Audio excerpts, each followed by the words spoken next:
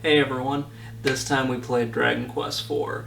This might be, if not my favorite, at least tied with the first Dragon Quest to be my favorite of the series so far. So let's start off by looking at some of the enemies that you're going to be fighting in Dragon Quest IV.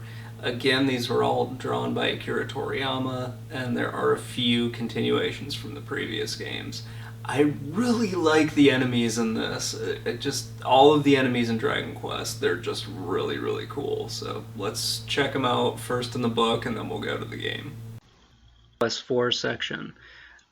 I really like this book, and even though the NES couldn't do the same level of detail that Akira Toriyama puts into these drawings, you can see the basic designs for each character in here.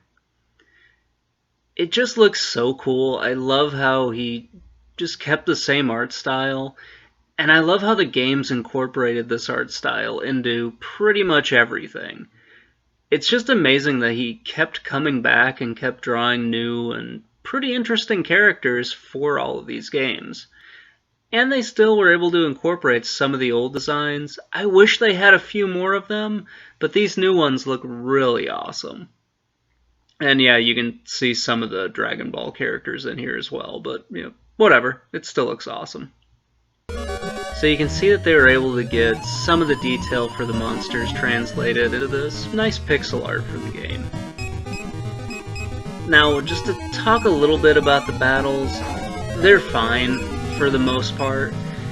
Later on in the game, I think they get a little stupid, because you really can only control your main character. You can't really do too much with the others.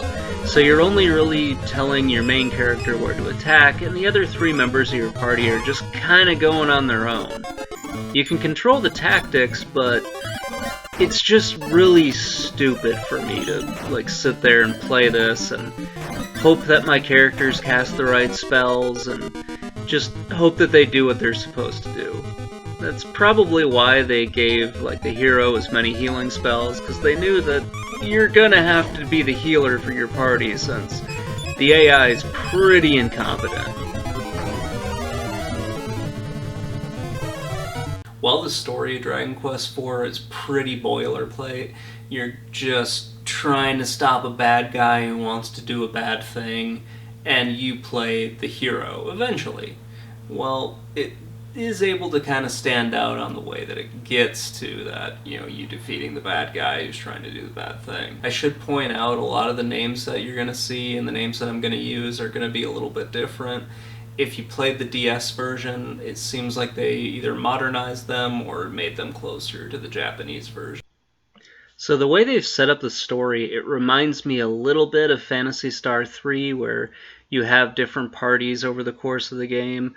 And it also sort of reminds me a bit of a Saga Frontier, where you have different characters off doing their own quests, and then in theory they all converge at the end.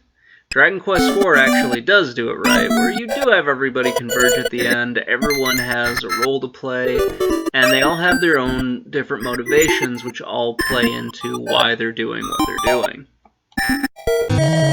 You also do meet some side characters along the way, which are only in your party for a brief period, and they tend to just move the plot along. It's okay the way that they use them. I kind of wish I got to know some of them a little bit more, just because they feel a little bit more interesting at times. One thing that's kind of cool is that some of the side characters either show up in a different form like Healy does, or they're at least referenced again later on in the game.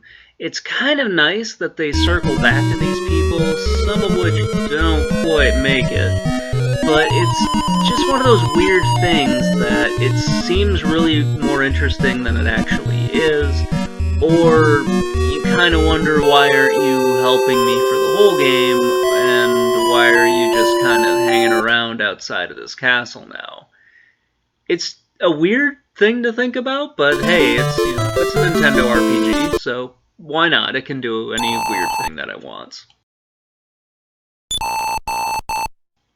There's not really a lot that I dislike with the story. once you get to the end and you're playing as the hero and you have your entire complement of characters with you, that's kind of when things get a little bit annoying because it sends you off on a bunch of weird side quests that I don't really think are all that necessary.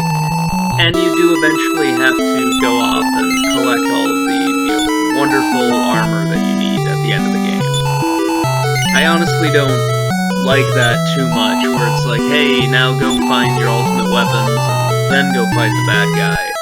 I'd much rather collect all my characters and then just go fight the bad guy, but whatever. Well, most of the quests are pretty generic, to be perfectly honest, and they make you do a lot of the kind of annoying fetch quest stuff that the other Dragon Quests make you do, and a lot of RPGs make you do, but for some weird reason in Dragon Quest it annoys me more. The one thing that stands out is the Merchant's Quest. Let's check out that one really quick. So once you start playing as Talon, this is when the game takes a hard right turn, and all of a sudden you can just hang out in the weapon shop and sell weapons to random people that come into the store. I have no idea why this is here, but I'm really not complaining too much. So yeah, this part with Talon here, I don't know why I like it, but I do. It's just really interesting. I've never seen a game that gives you like a semi-part-time job in the middle of it for really no reason. It's fun. I don't know why, but maybe that's because I'm crazy and I like stuff like this. In all honesty, if you wanted, this could just be the rest of the game. You don't need to keep playing. There's no reason to keep going. You can just be Talon and work part-time at this random dude's weapon shop. I mean, he pays you a salary at the end of the day, so it can all work out for you. I mean, you're making commission, your wife packs you a lunch, so obviously you're making enough to survive. And yeah, this could just be it. You don't need to keep playing. You get random people walking in. Occasionally they sell you a weapon, which is weird in some cases, but it works out.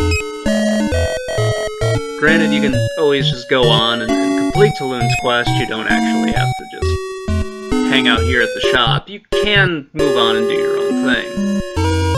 So eventually you buy your own shop, and your wife decides to, just work there instead. And then your wife just decides to smack you. I don't know why she's beating you here. I mean, you've done everything you were supposed to do. Granted, she's put up with a lot of Talon's bullshit here because he's just gone off on quests for no reason whatsoever. And occasionally he's had to throw her lunch out because it just happened to be clouding up his entire inventory. So all of that being said, I still have some issues with this, and a lot of them are reoccurring problems from the previous Dragon Quest games.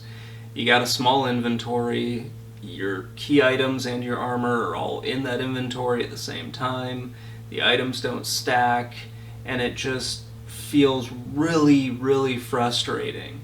The only good part is you have a huge party to kind of spread all of that crap that they make you carry around, so it doesn't really clutter up everything as much. Also, it uses those god-awful menu systems that I really generally hate. It felt like we took a step in the right direction by getting rid of a lot of the stupid ones from the previous version, or the previous games, but they're still there. It's you have to open up a menu to talk to somebody, you have to open up a menu to equip items. If you want to equip multiple items to somebody, you have to go through a menu to do all of that. It doesn't just let you select a specific one, and you have to pull out a menu in order to search a spot on the ground. I don't even know why they still do that. It seems just really annoying to me. They make you open up a menu to open up a goddamn door. It's just way too many menus. It just felt so annoying going through all of that. All of that stuff that I mentioned, those are still really minor issues that don't distract from the fact that this is a really good game. It's very well made, just a bunch of weird small problems that made sense back when the game was initially made that are just really annoying now when you go back and you look at it from a more modern standpoint. So that's going to wrap it up, guys. Thank you so much for watching. If you liked the video, if you hated it, please let me know in the comments below, and have a great day, everyone.